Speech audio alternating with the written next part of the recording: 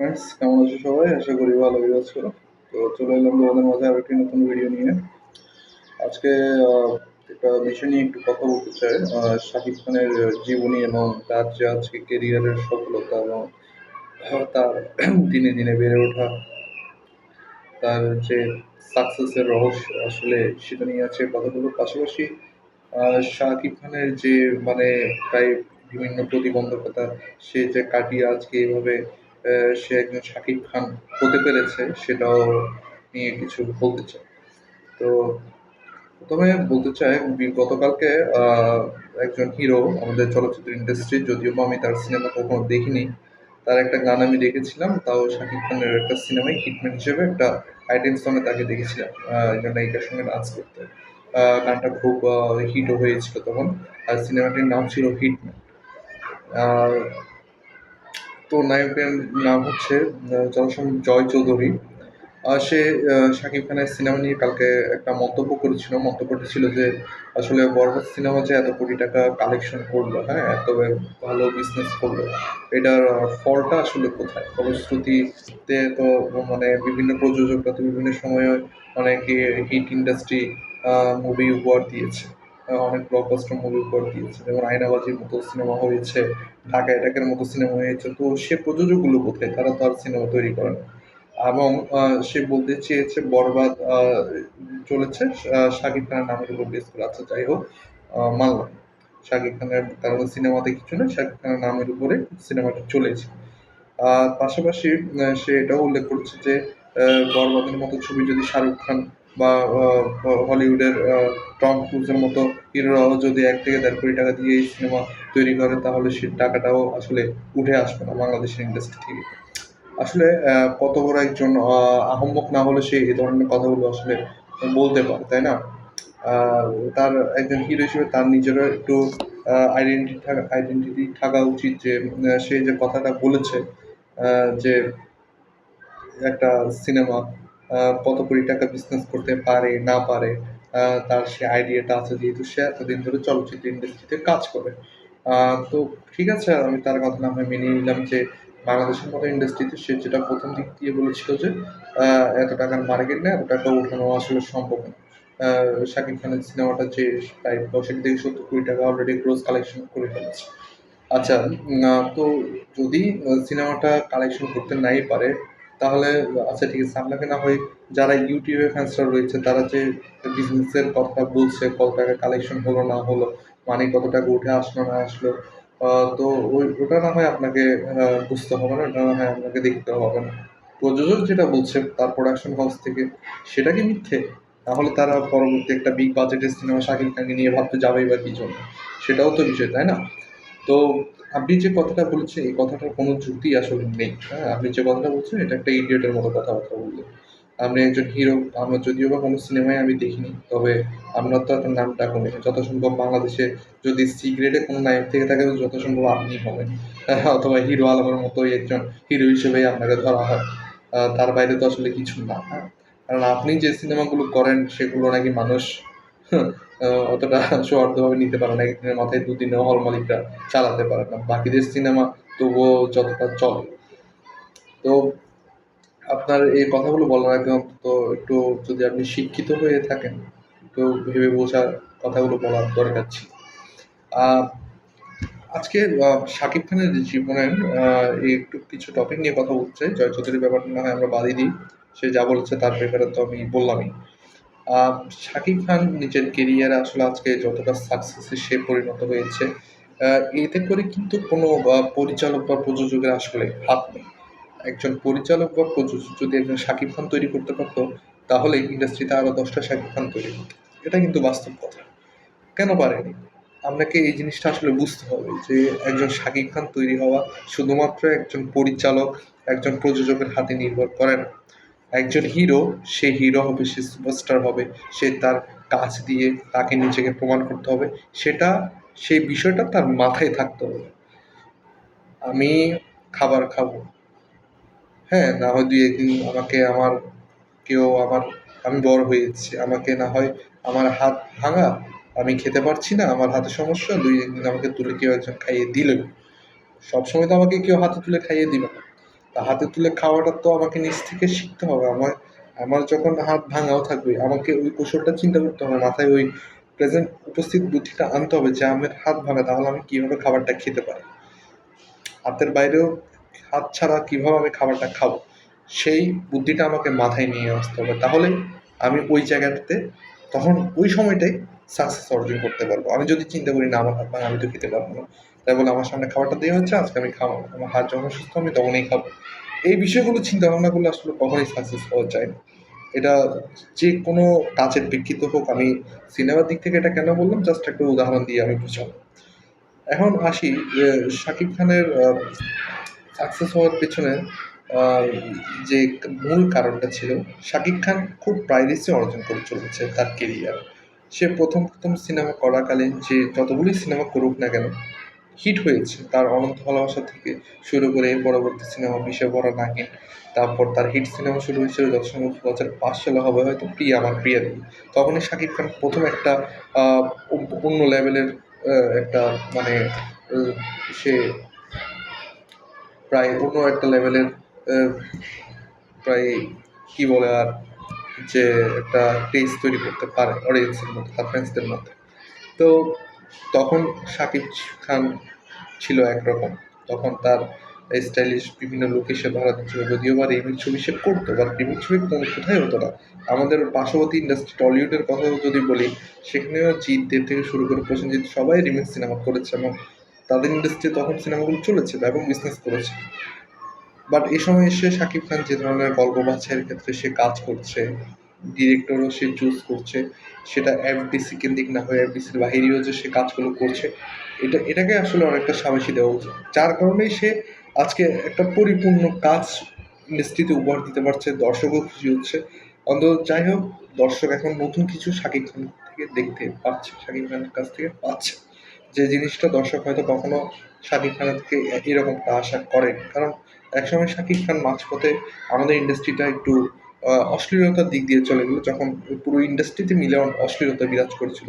তখন কিন্তু আমাদের ইন্ডাস্ট্রিতে অনেক হিট নায়ক ছিল, যারা কিন্তু ম্যাক্সিমাম নায়ক এই অশ্লীলতার কারণেই ইন্ডাস্ট্রি ছেড়ে চলে গিয়েছিল, এবং তারা নিজেরা এখনো সেটা স্বীকার করে। আমি নাম বলতে পারি, যেমন আহ, ফেরদৌস, সেও চলে গিয়েছিল। শাকিল খান, সে তো যে কোনো ইন্টারভিউতেই বলে যে সে অশ্লীলতার কারণেই ইন্ডাস্ট্রি ছেড়ে চলে গিয়েছিল, এমনকি রিয়াজ, এদের মতো অভিনেতাও ইন্ডাস্ট্রি ছেড়ে চলে গিয়েছিল শুধুমাত্র একটি কারণে, সেটা হচ্ছে ইন্ডাস্ট্রির অশ্লীলতা। এই অশ্লীলতা যতদিন ছিল, ইন্ডাস্ট্রি কিন্তু ততদিনই নড়বড়ে অবস্থা ছিল। একজন মান্না সাহেব মারা যাওয়ার পরে কিন্তু ইন্ডাস্ট্রি আর কাউকে তেমনভাবে সুপারস্টার করে পায়নি। একমাত্র শাকিব খানই তার নিজের জায়গা থেকে কাজ করে গেছে। সে কিন্তু অশ্লীলতার যুগেও অশ্লীলতার কাজগুলো করেছে, কিন্তু সে তখন মাথায় এই জিনিসটা চিন্তা করে করেছিল যে না, আমাকে টিকে থাকতে হবে, আমাকে আমি যেহেতু এই ইন্ডাস্ট্রিতে বড় হয়েছে, আমাকে ভবিষ্যতে কিছু করতে গেলে এই ইন্ডাস্ট্রিতে থেকেই, এই খারাপ কাজের সঙ্গে থেকে হলেও ভালো কিছু করে দেখাতে হবে আমাকে নিজ দায়িত্বে। সেটা শাকিব খান মাথায় রেখেছিল, ভুলে যায়। সে কিন্তু সবই জানে, তাকে দিয়ে অশ্লীল কাজ করানো হচ্ছে, তাকে দিয়ে অমুক করানো হচ্ছে, তমুক করানো হচ্ছে। হ্যাঁ, সে সবই জানে, কিন্তু তখন কিছু করার ছিল না। কারণ সে সময়কালে এফডিসি যার আন্ডারে চলছিল, যেসব পরিচালক প্রযোজকরা আসছিল, কাজ করছিল, তারা ওই এফডিসি কেন্দ্রিকে কাজ করছিল, এবং তখনকার সময়ে ওটাকে আসলে বাধা দেওয়ার মতো আহ, তেমন কেউ ছিল না ইন্ডাস্ট্রিতে। যার কারণে একটা অবনতির দিকে আমরা ঢুকতে থাকি সেই সময় চলচ্চিত্র ইন্ডাস্ট্রি, এবং অডিয়েন্সটাও সেখান থেকে মুখ ফিরিয়ে। পরবর্তী সময়কালে যদি শাকিব খানের দেখি আমরা বিষয়গুলো, সে যখন কলকাতায়, তাকে নিয়ে বিভিন্ন মানে রিউমার উঠছিল, তাকে নিয়ে এই যে কলকাতাতে প্রায় 4-5টা সিনেমা করার পর, শিকারি, নবাব, চালবাজ, ভাইজান এলোরে, নাকা, এই 4-5টা সিনেমা করার পর তাকে অনেকেই মানে হেয় করা শুরু করেছিল নিজের ইন্ডাস্ট্রির কিছু মানুষ। সে সময়টা শাকিব খান অনেকটা একা হয়ে পড়েছিল, এবং চলচ্চিত্র ইন্ডাস্ট্রি থেকে তাকে বহিষ্কারেরও ডাক দেওয়া হয়েছিল। এবং তৎকালীন শাকিব খানকে নিয়ে অনেকটা রিউমার উঠেছিল তার দুই আহ, সাবেক মানে ওয়াইফ, অপু বিশ্বাস এবং বুবলি, তাদেরও বাচ্চা কাচ্চার প্রায় বিভিন্ন কর্মকাণ্ডে পাবলিক হয়ে গিয়েছিল সেগুলো। তো তাদের আসলে পার্সোনাল লাইফে অনেক কিছুই ঘটেছে, যাই হোক ওগুলো নিয়ে কিছু বলতে চাই না। তখন শাকিব খানের অনেক দুর্বলতা ছিল। সে ওই সময়টা থেকেও যে পাইরেসিটা আসলে তার সাকসেস হওয়ার পিছনে আজকে যে বড় কারণটা, এই মানুষটার আসলে একটা জিনিস খুব ভালো লাগে, সে কিন্তু তাকে নিয়ে যে যাই বলুক না কেন, কখনো মানে অনেকে হয় না এমনটা যে তাকে নিয়ে কিছু বললে সে অনেক বড় স্টার, হ্যাঁ, সে আমাকে নিয়ে কেন বললো, আমাকেও তার জবাব দিতে হবে। মানে সেও মানে মিডিয়ার সামনে সে আমাকে নিয়ে উলটপালট কথা বলছে, এখন আমিও তাকে নিয়ে কিছু উলটপালট কথা বলবো। এটাই তো স্বাভাবিক, এটা আমাদের দেশের ইন্ডাস্ট্রির প্রতিটা নায়কই এই জিনিসটা করতে পারে, কিন্তু একটা নায়কের থেকে আজ পর্যন্ত এই জিনিসটা আমরা দেখতে পেলাম না যে তারা তাদের কেরিয়ার নিয়ে একটু হলেও ভেবেছে। এটা কখনো ভাবেনি তারা। যদি ভাবতো অন্তত শাকিব খান হোক, শাকিব খানের ধারে কাছে হলেও অন্তত একজন নায়ক আমরা পেতাম, যাকে নিয়ে ভবিষ্যতে ভালো ভালো ডিরেক্টররা, আজকে যেমন শাকিব খানকে নিয়ে অনেক ভালো ভালো ডিরেক্টর, রায়হান রাফি, মেহেদী হাসান, হৃদয়, আশা আনন্দ, তাদের মতো অনেক ডিরেক্টর, ভবিষ্যতে হয়তো আরো নতুন কিছু ডিরেক্টর আসবে, শাকিব খান সুযোগ দেবে, এমন অনেক নতুন ডিরেক্টররা তাদের মেধা খাটিয়ে আসতো ইন্ডাস্ট্রিতে ভালো হিরোকে নিয়ে ভালো একটা কাজ করার জন্য, কিন্তু সেটা হবে না। পরবর্তী সময়কালে তো আমরা শাকিব খানের পর আসলে কাউকে দেখতে পাচ্ছি না ওইভাবে। আহ, সিয়াম, আরিফিন শুভ এদের উপর যতটুকু প্রভাব বর্ষা ছিল এখন সেটাও নেই। তাদের একটা সময় বলে বিষয় আসে আছে, সেটাও তারা পার করে গেছে। তাদের উপর থেকে আসলে বিশ্বাসটা এখন নড়ে গেছে যে ভালো কোনো কাজ আসলে তাদেরকে দিয়ে করানো যায়।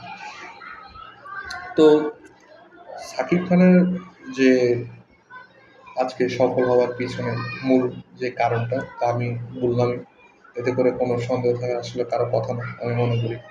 আর শাকিব খান যে আসলে কি সেটা শাকিব খান তার কেরিয়ারে এতদিনে এসে আসলে নতুন করে কিছু বোঝাতে হবে না। তবে আপনারও যা মনে হয় যে শাকিব খানের হয়তো ইন্ডাস্ট্রিতে আরো ভালো কিছু দেওয়ার অনেক সময় রয়েছে, শাকিব খান এখনই পরিপূর্ণ নয়। হ্যাঁ, সে নিজেকে প্রমাণ করেছে, সে একজন ইন্ডাস্ট্রি বেসড হিরো। সে প্রথম সারের নায়ক হিসেবেও তো সে আগেই নিজেকে প্রমাণ করেছিল। আহ, তো এখন নতুন করে আসলে তার কোনো কিছুই প্রমাণ করার নেই, শুধু আমি মনে করি যে এমন একটা কাজ করুন, এমন একটা সিনেমা নিয়ে আসুন যেটা থেকে শুধু ইন্ডাস্ট্রির মানুষ নয়, আজকে সারা বিশ্বের মধ্যে আপনাকে এই যে তুফান বলুন, বরবাদ বলুন, প্রিয়তমা বলুন, যেভাবে আলোচিত হয়ে যেভাবে বিশ্ববাজারে আপনি সিনেমাগুলো পৌঁছে দিয়েছেন, আপনার সিনেমাগুলো পৌঁছে যাচ্ছে, এটা যাতে তার 10 গুণ বেশি হয়, সেখানকার মানুষ যে যে দেশে মুক্তি পাচ্ছে সেখানকার মানুষরাও যাতে বাংলা সিনেমা দেখতে মুখরিত হয়ে পড়ে, সেই জিনিসটা একজন ভক্ত হিসেবে আমি চাই। আমি সবসময় এটা চেয়ে এসেছি, যাতে করে সেই মানে সামর্থ্যটা আপনি রাখেন। আমি মনে করি আপনি পারবেন, চাইলেই আপনি পারেন একজন ভালো ডিরেক্টর উঠিয়ে আনতে, আমরা নিজের কাজের মধ্যে দিয়েও। আর এই ডিরেক্টররা সাহস পেলে ভবিষ্যতে আমাদের ইন্ডাস্ট্রিতে আরো দু একজন নতুন হিরোকে তুলে আনা আমার সম্ভব, অসম্ভব কিছু না। তো অনেক কথাই তো বললাম, দিন শেষে একটাই উইশ থাকবে সাকিব ভাইয়ের প্রতি আমার, যে উপরওয়ালা আপনাদের সুস্থ রাখুক, ভালো রাখুক, ভালো কাজ ইন্ডাস্ট্রিতে যেভাবে দিয়ে যাচ্ছেন সেভাবেই দিয়ে যাও। আর ভালো ভালো কাজের সঙ্গে অবশ্যই থাকুক। আর বাহিরে কে কী বললো না বললো এইসব নিয়েও আপনার কোনো ভাবার কিছু দরকার নেই, আপনার ফ্রেন্ডস পিপল আছে তারাই আপনার এটা নিয়ে তারাই ভাববে। আর কে কী বললো না বললো সেগুলো আপনার দেখার দরকার নেই, আপনি যে আপনার কাজটা করে যাচ্ছেন করে যান। সবার দোয়া উইশ সবসময় আপনার সঙ্গেই আছে। তো ভাইরা, আসলে শাকিব খানের কে নিয়ে অনেক কথাই বললাম। শাকিব খানকে নিয়ে আসলে এমন একজন মানুষ, উনি ওনাকে নিয়ে বললে আসলে বলার শেষ হবে না। ওনার কেরিয়ারটা যতটা না বড়, ওনাকে নিয়ে কথা বলতে গেলে তার চেয়ে আরো বিরাট সময় লেগে যায়। আসলে 250-এর উপরেও যার সিনেমা কেরিয়ার, আমার মনে হয় না পৃথিবীর কোনো বড় তারকাও মানে তার উপর এত সিনেমা করে বা তার কেরিয়ারে হিট সিনেমার সংখ্যাও ততটা হিট সিনেমা কেউ দিতে পেরেছে বলে। তো আমি মনে করি নায়ক হোক, মহানায়ক হোক, সুপারস্টার হোক, মেগাস্টার হোক, যেই নামেই তাকে সম্বোধন করা হোক না কেন, আমার কাছে তিনি ইন্ডাস্ট্রি একজন বেস্ট নায়ক বলে আমি তাকে মনে করি। এই নায়ক আগামী দুই প্রজন্ম আমরা খুঁজে পাবো কিনা আমরা জানি না, যেটা এখন থেকে সবাই বলে যায়। বিভিন্ন নায়ক নায়িকারাও বলে যে আগামী 2 প্রজন্ম বা 3 প্রজন্ম যুগ কেটে গেলেও যদি বাংলা ফিল্ম ইন্ডাস্ট্রির কখনো কথা ওঠে কোনোখানে, প্রথমে মানুষ চিনবে শাকিব খানকে। এটাই ফ্যাক্ট। কারণ শাকিব খান ব্যতীত কোনো নায়ক এই ইন্ডাস্ট্রিতে আর উঠে আসা সম্ভব নয়। শাকিব খান বর্তমান ইন্ডাস্ট্রির শেষ হিরো, লাস্ট হিরো।